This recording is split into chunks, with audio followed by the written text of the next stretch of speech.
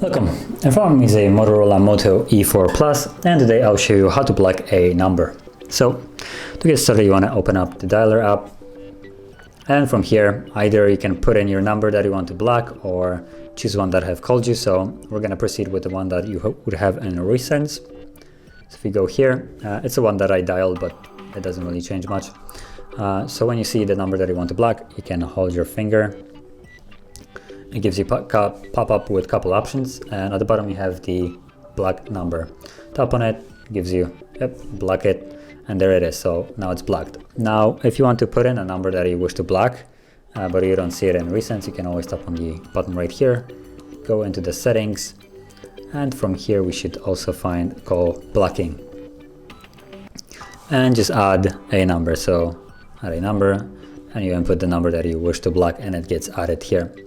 And also from here you can remove the blocked number that you already have blocked. So for instance, the one that I blocked at the beginning, I can tap on the X, unblock, and now the number will be able to call me again.